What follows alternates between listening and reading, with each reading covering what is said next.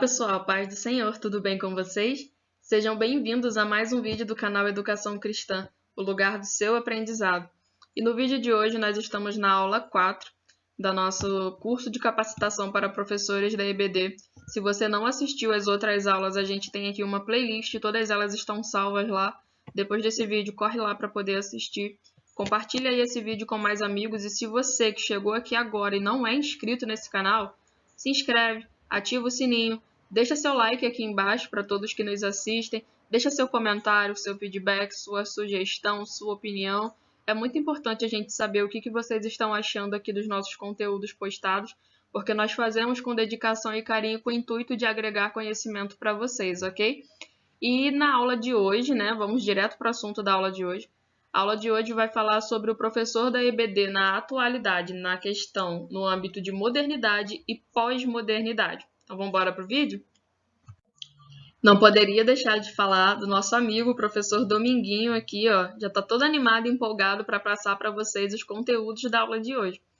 Hoje nós falaremos um pouco sobre modernidade sólida, modernidade líquida, o papel do professor ao longo do tempo, o aspecto cultural educacional brasileiro, a educação cristã e o professor na pós-modernidade. Reparem que tem uma bagagem aí bem legal para a gente aprender hoje. Então vamos lá, vamos contextualizar aqui e situar vocês para a gente ter base do que a gente está falando. Bauman para alguns e Bauman para outros, ele nasceu no ano de 1925, faleceu no ano de 2017.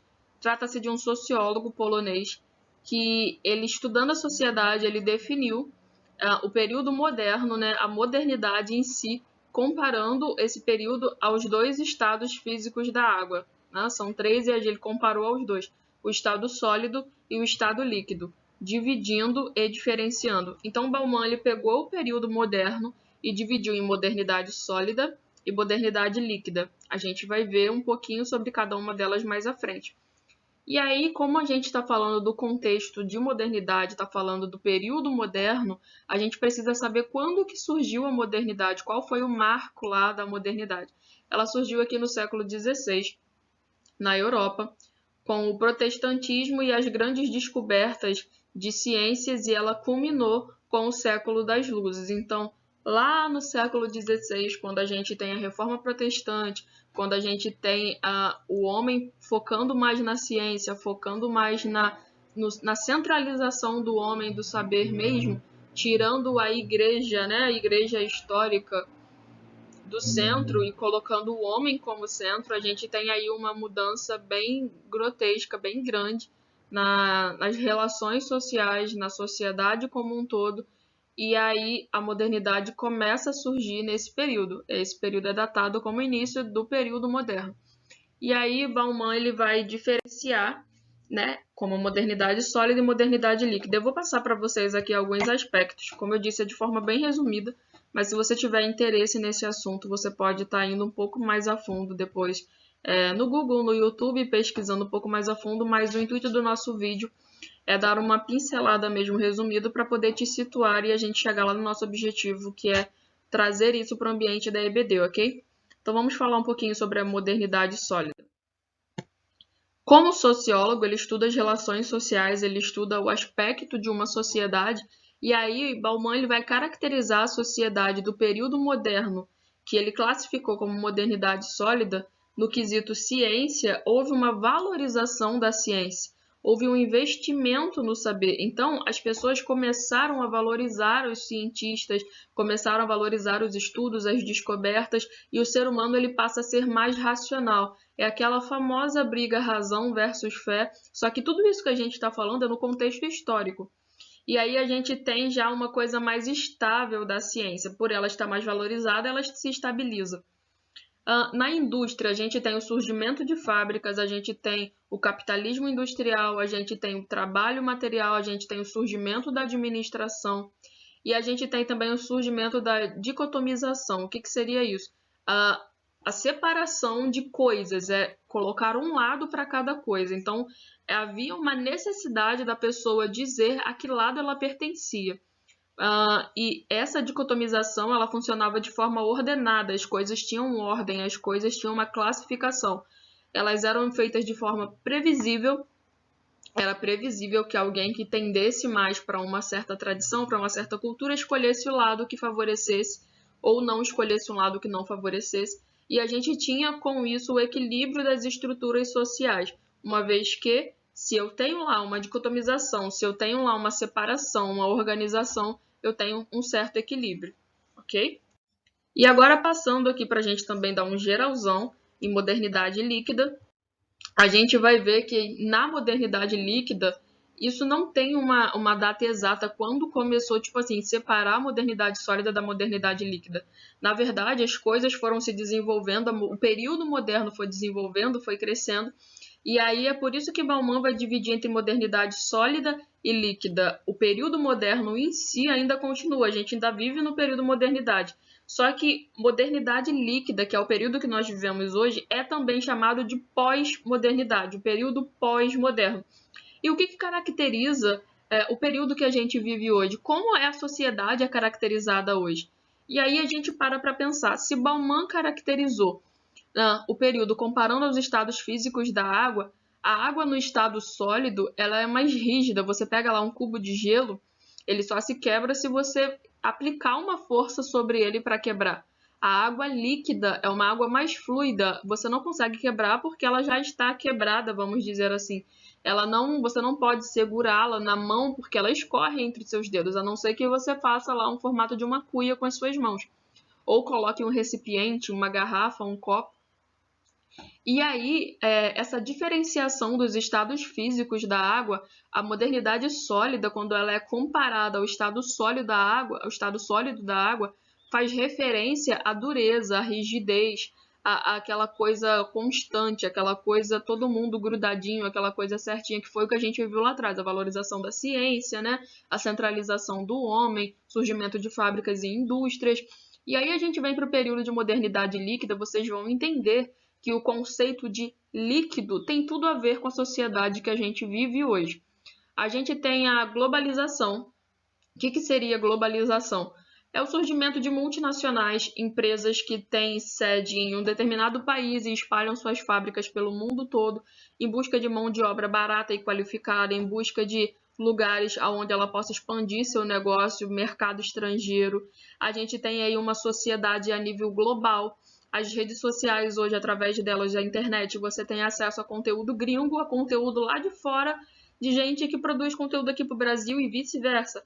Você tem aí o trabalho temporário, hoje em dia, aí, depois desse período de pandemia, a gente tem muito também a questão do trabalho remoto, a gente tem muito também do trabalho home office, onde a pessoa faz de casa o seu trabalho através dos equipamentos tecnológicos. A gente tem uma mudança constante, como está tudo crescendo muito rápido, está tudo mudando muito rápido. A moda é cíclica demais, a moda muda muito rápido, e aí o que muda lá na China, o que muda lá nos Estados Unidos, o que muda lá no Canadá, daqui a pouco já está mudando aqui no Brasil também, e as coisas acontecem por meio da internet. A gente tem o advento da internet que traz aí um papel fundamental para essa modernidade líquida que vivemos, onde a gente tem as informações em tempo praticamente 100% real. Hoje você está na rua, aconteceu um acidente, aconteceu alguma coisa, imediatamente tem os grupos de WhatsApp onde as pessoas publicam as informações, né? Infelizmente tem também os grupos de fofoca, as pessoas filmam com seus aparelhos de celular, elas tiram fotos e as pessoas têm acesso a praticamente 100% da realidade da informação. E aí a gente tem um fácil acesso a conteúdo. Hoje você tem aí o Google, que é uma plataforma de pesquisa, uma biblioteca virtual, onde você digita aí assuntos dos mais variados possíveis e ele vai te dar algum retorno, mesmo que não seja 100% do que você procura. Então as pessoas têm um fácil acesso a conteúdo. O conteúdo não está mais preso numa biblioteca física, o conteúdo não está mais preso às folhas de um livro. O conteúdo está nas plataformas digitais e qualquer pessoa tem acesso a ela, basta ter acesso à internet. E aí, com isso, a gente tem a comunicação acelerada, a gente quer tudo para ontem, a gente quer tudo muito rápido. E quando a internet está com uma velocidade um pouquinho mais lenta, as coisas começam a agarrar, a travar, a gente já fica um pouquinho irritado justamente por isso, porque as coisas são muito aceleradas. E com isso a gente tem a aproximação virtual. Só que aí a gente viu aqui o quesito de globalização, de internet, E trazendo para o relacionamento humano, para as relações sociais, a interação homem-ser humano, pessoa, a gente vê que é formado a questão de redes e não laços. Como assim? Bauman vai dizer lá, uma certa pessoa chegou para ele e disse, eu tenho 500 amigos no Facebook. E ele disse, eu em toda a minha vida, mesmo com a minha velhice, eu jamais atingi o número de 500 amigos. Por quê? O conceito de amizade mudou. O conceito de ser amigo mudou. Então, o relacionamento humano mudou. Ele se tornou mais fragilizado. E hoje a gente tem o que a gente chama de hall de amigos, rede de amigos, não mais laços de amigos. Porque laço é uma coisa mais forte, é uma coisa mais resistente, vamos dizer assim. Não necessariamente alguém do mundo virtual não possa ter um laço com alguém do mundo real. Sim, é possível. Só que dificilmente uma pessoa com mais de 5 mil seguidores, 20 mil seguidores, daquela quantidade toda de números, ela vai ter ali os 20 mil amigos verdadeiros dela. Isso é praticamente impossível.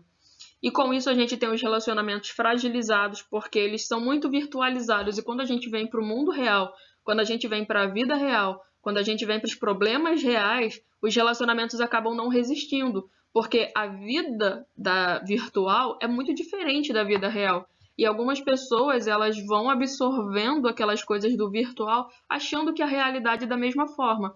E quando ela vai para se relacionar, seja num relacionamento, né, de namoro, casamento, mas também de amizade, familiar. E quando esse relacionamento passa por alguma crise, seja financeira, seja uma crise conjugal, seja uma crise mesmo de problemas, N problemas, crise na saúde, enfim, existem vários tipos de crise, os relacionamentos acabam sendo fragilizados e eles acabam não sendo duráveis e eles acabam sendo facilmente substituíveis. Daí o conceito modernidade líquida, como as coisas escoam tão facilmente.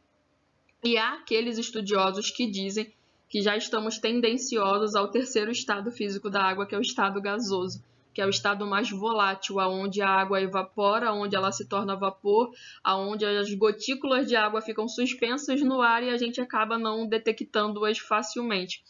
E há quem diga que nós estamos chegando nesse patamar, que Deus tenha misericórdia de nós aí, seu povo. Mas beleza, a gente viu todo esse conteúdo aí. E agora a gente precisa caracterizar o professor de antigamente. Como que era o papel do professor de antigamente? Será que você se lembra? Será que você lembra como era o papel, qual era o papel do professor, o que ele tinha que fazer lá, não há tanto tempo atrás, mas no espaço aí de uns anos atrás. Vamos lá. Antigamente, a figura do professor era tida como sagrada. Uma pessoa que dificilmente demonstrava seus sentimentos, ele era tido como detentor de todo o conhecimento e formador do caráter e costumes adequados à sociedade.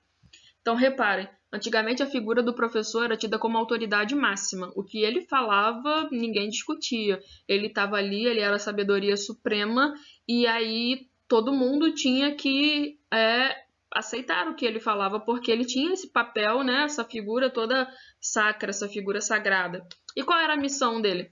Apenas transmitir o conhecimento que foi acumulado culturalmente e historicamente pela sociedade. Então, ele pegava o conhecimento e ele depositava esse conhecimento na cabecinha do aluno. Então, era apenas uma transmissão de conhecimento, aonde eu pego daqui e coloco aqui, numa posição que o aluno ficava totalmente submissa e dependente. O aluno não era participativo no processo educativo.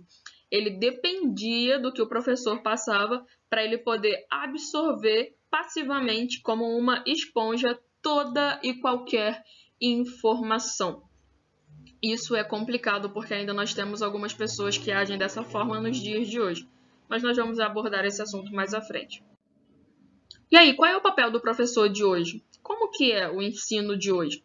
O papel do professor na atualidade é o papel de mediador. Então, o professor hoje não é mais uma figura sagrada, embora a profissão seja de extrema importância, seja de extrema estima. O professor na atualidade ele é mediador do conhecimento, ele é uma ponte do conhecimento, mas ele não é detentor de toda a verdade. Afinal de contas, ele é humano, ele também pode errar, ele pode não saber de tudo que é super aceitável, que é super normal, e ele acompanha e orienta o estudante no próprio processo de aprendizagem. Lembra lá que a gente tem fácil acesso à informação? Hoje, se o professor não tem muita didática, se o professor não sabe explicar muito bem alguma coisa, rapidinho a gente vai no YouTube, coloca lá o tema, a gente acha videoaula super top daquele assunto e a gente aprende a se bobear muito mais do que numa aula de 4 paredes. Então, reparem aí a diferença de papéis de professor de antigamente para o professor de hoje. E aqui eu coloquei uma ilustração. Lá no ano de 1969, por exemplo, os pais vinham aqui e questionavam um aluno. Que notas são essas? Porque a culpa era exclusivamente do aluno pelas suas notas baixas. E aí, no ano de 2009, a gente já vê os pais e o aluno com um ar de deboche sarcástico, responsabilizando somente a professora pelas notas baixas. Mas nós sabemos que o mediador não quer dizer que o fato do professor ser o mediador, ele é responsável pelo desempenho ou falta de desempenho do seu aluno. Ele trabalha, sim, para desenvolver da melhor forma possível, só que existem aqueles alunos desinteressados, existem aqueles alunos que realmente não estão a fim de aprender e o professor não precisa ter uma responsabilidade exaustiva sobre ele. As notas ainda são de responsabilidade dos alunos, isso é indiscutível. É claro que vale a pena avaliar todo o contexto, né? Eu estou falando isso de forma exemplificativa, mas a gente deve avaliar todo o contexto. Então vamos lá. A educação no Brasil. Vamos falar um pouquinho aqui do contexto, né, educacional brasileiro. História, cultura, investimento e conscientização são fatores que impactam diretamente na realidade da educação no nosso país. O brasileiro, sem querer generalizar, por si só, ele não prioriza a educação. Quer ver aqui um exemplo? A gente tem canais aí, não digo só no YouTube, eu digo na TV, eu digo nas diversas plataformas de divulgação, aonde tem conteúdos fúteis, conteúdos aí de extrema futilidade, conteúdos que às vezes não vão agregar em nada, simplesmente para gerar alegria e prazer momentâneo. E são conteúdos que são mais vistos, conteúdos de cunho educativo, conteúdos de cunho a agregar alguma coisa, principalmente no quesito conhecimento, educação, sabedoria, tem pouco acesso, tem pouca visualização. Por quê? É típico do brasileiro. Isso está intrínseco na cultura brasileira, essa desvalorização, né, que a gente tem aí da educação no nosso país. E aí, em contrapartida, a gente tem a falta de investimento e a falta de incentivo aí, e aí isso acaba piorando ainda mais um cenário que já é complicado. E aí eu vou passar para vocês agora aqui alguns dados, falando para vocês alguns dados aqui sobre o nosso país comparado ao mundo, no quesito educação. Taxa de analfabetismo entre pessoas de 15 anos ou mais de idade no ano de 2018. Então, a nível Brasil, aí nós temos 6,8% da nossa população maior de 15 anos que são analfabetas. São dados de 2018, vale ressaltar. Região Sudeste aqui representando 3,5%. Aí a gente vem descendo aqui, ó, região Norte entre 5% e 10%, provavelmente beirando aqui uns 7%. Região Sul também beirando 4%, 3,5%, 4%. Região Centro-Oeste aí um pouco mais de 5%. E região Nordeste, que é a região mais alarmante aqui, 13,9% de pessoas, né, analfabetas acima de 15 anos de idade. E aí nós temos aqui uma média de estudos, de anos de estudos no Brasil. Hoje a nossa média de anos de estudo no Brasil é de 7 anos e meio. Os Estados Unidos em 1950, ou seja, décadas atrás, a média era de 8,1 ano de estudo. Então, reparem, o brasileiro ele estuda muito menos nos dias de hoje do que os americanos estudavam há décadas atrás. E aí agora falando no contexto América do Sul, o Brasil ele é o país que mais gasta com educação e mesmo assim ele foi o segundo pior na classificação. Então reparem aqui, ó, a gente tem aqui gasto com educação, esse daqui é o percentual do PIB e esse daqui é a média do PISA, que é uma fórmula, uma métrica lá de medir educação no país. Ele só está perdendo para a Argentina, mas reparem aqui, ó, que o Brasil investe mais do que todos os outros países aqui da América do Sul. E mesmo assim, a sua média lá na classificação não foi uma média muito favorável. Reparem que da Argentina para o Brasil existe uma diferença de investimento e uma baixíssima diferença da média. Em contrapartida, o Chile gasta 5,4% do PIB com educação e tem um retorno de 438 de média no PISA. Então, reparem que a educação deve ser tratada como prioridade. E o caminho dos países que deram certo foi exatamente esse, investimento em educação. Só que aí foi aquilo que eu falei para vocês. Aí fala assim, investimento de dinheiro apenas, não somente de dinheiro, investimento de incentivo, investimento cultural também, investimento de conscientização, de colocar na cabeça das pessoas que conhecimento é poder, que conhecimento é alavanca para crescimento. Então, além do investimento em dinheiro, até porque, infelizmente, devido à corrupção do nosso país, a gente sabe que se bobear, parte dessa verba foi desviada, infelizmente, mas é uma triste realidade brasileira. E aqui, 80% dos países, incluindo vários países desenvolvidos, gastam menos que o Brasil em educação relativamente ao PIB.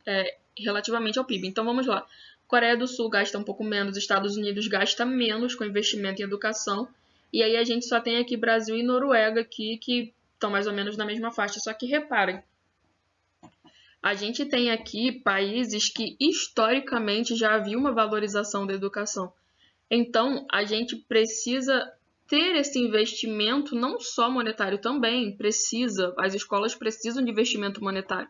Só que a gente também precisa de investimento de cunho informativo, de cunho de conscientização. Só que é uma coisa mais difícil, porque mexe em toda a característica histórico-cultural do brasileiro, infelizmente.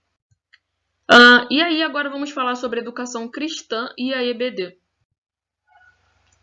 Então, a gente já viu tudo isso, a gente já falou sobre tudo isso daí, modernidade sólida, líquida, sociedade, professor de antigamente, professor de hoje. Qual que é o papel da igreja no quesito educação? Aonde que a igreja entra quando se trata de educação cristã? Aonde que o nosso canal entra quando o assunto é falar de educação cristã? Vamos ler esse textinho aqui que ele é de suma importância. Vamos lá. Os impactos da educação são extensos e profundos. Ela impacta no combate à pobreza, diminui a violência, garante o acesso a outros direitos, fortalece a democracia e a cidadania, além de contribuir com informações importantes que também impactam na saúde, economia e meio ambiente do país. Como eu disse, educação é poder e educação gera conhecimento e conhecimento gera crescimento. E aí, qual é o papel da igreja no meio disso tudo? No momento que eu passo as informações para as pessoas, né, baseadas na palavra, eu passo a educar, né, os meus alunos baseados na palavra, os impactos disso são profundos. Os resultados disso, às vezes, não são de curto prazo, de médio prazo, mas a longo prazo. O importante é você plantar. O importante é, enquanto igreja, não se omitir, não deixar de falar, não deixar de ensinar. Mas a minha classe só tem 3 alunos. Dê aula para esses 3 alunos como se fossem 10 alunos, como se a sua classe estivesse lotada de alunos. Dê o seu melhor. Você é o professor que representa aí o papel de educador cristão. Então, se empenhe, se esmere nesse ofício. Não é à toa que você está aqui fazendo esse curso para melhorar, para se aperfeiçoar, mas invista nos seus alunos, porque os impactos que a educação cristã, os frutos que isso vai produzir, mesmo que a longo prazo, eu te garanto que serão frutos abençoadíssimos. E aí, trazendo para nós que somos professores da EBD, o que nós podemos fazer na atualidade? Orar por nossos alunos, sermos um referencial para os nossos alunos, ter amor pelo ensino e pelas almas, romper os nossos próprios limites, reconhecer as nossas limitações, estar disposto a romper com eles e investir no conhecer e prosseguir em conhecer a palavra. O professor tem que estar sempre estudando, tem que estar sempre se aperfeiçoando. Isso é muito árduo, isso é muito difícil, mas eu te garanto que é gratificante, então vale a pena. E aí, como sempre, o nosso versículo de hoje, para nós fecharmos a nossa aula, que vai trazer aí uma reflexão, está lá em 2 Timóteo 4,3, que diz: porque virá tempo em que não suportarão a sã doutrina, mas, tendo comichão nos ouvidos, amontoarão para si doutores, conforme as suas próprias concupiscências. Infelizmente, a gente já vive esse período aí onde as pessoas escolhem que tipo de ensino elas querem ouvir, que forma elas querem ser educadas. Mas mantenha-se firme e constante, sempre abundante na obra do Senhor, e tenha certeza que o seu trabalho nunca, jamais será vão no Senhor. Até a próxima aula. Fique com Deus. Deus abençoe. Tchau, tchau.